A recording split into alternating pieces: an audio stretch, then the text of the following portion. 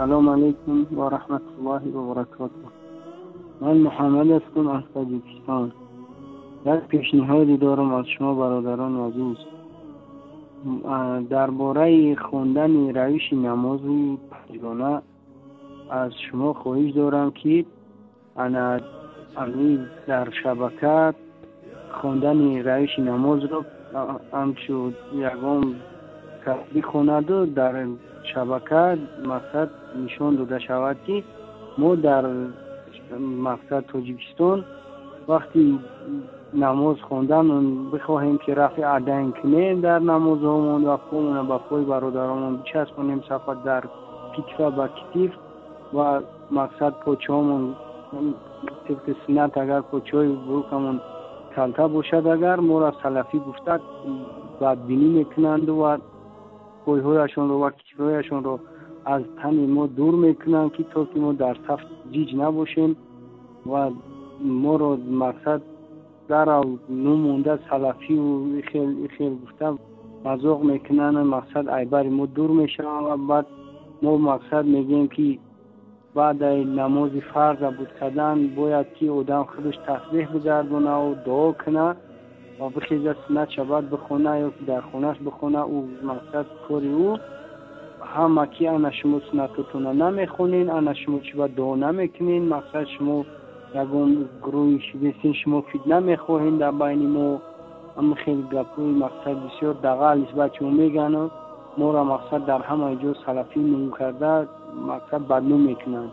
ما اما میخواهیم که ما طبق سنت رسول اکرم صلی الله علیه وسلم نماز بگذاریم و به حضور دل نمازهای خودمون را ادا کنیم. ما با همه برادران اهل سنت برادر هستیم. ما نه سلفی ما سلفی چیه نمیدونیم که ما را همچنان سلفی نم کردن و ما را مقصد ای معرکه گویا که دور کردن دیگه گپی ما را حتی گوش هم نمیکنن که حتی او گپ نزد که او عقیدت و ایران میکنه ترا میکنه سلفی. هرچی که ما میگیم که برادر تو پوچت کلته کن از جلک پود و در صف نماز باید با یکدیگر زیج باشیم. ما ریش باید داشته باشیم و باید که دوی سه دعا بعد نماز نکنیم و مقصد سر قبرستان اگر رفتیم مقصد برای عبرت گرفتن بریم در قبرستان های شیشته آیت نخونیم. همین گپا را به برادرای مقصد تاجیکستان هم میگیم. ما را سلفی گفته مقصد هم خیلی مینوی دید میکنن.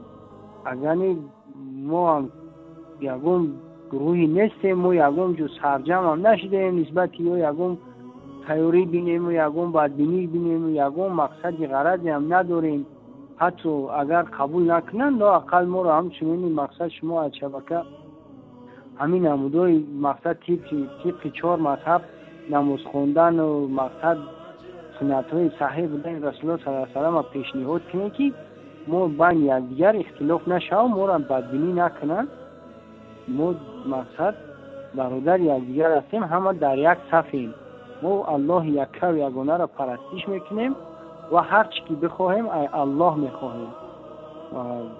سلام علیکم برادر گرامی محمد انصاری. میخوام که شما نماز رو خودتون بخونید هم تنهایی هم جماعت شده مقصد برای یاد دادن برای مردم تاجیکستان پیش درو شده خودتون نماز جماعت بخونید که مردم ببینن که مقصد همین مقصد به شما اعتقاد دارن شما را گوش میکنن و اگر یک کس دیگه باشه میگه اون اوش سلفی بوده مقصد بون شاید که امون فکر اندیشه خچونده بروند.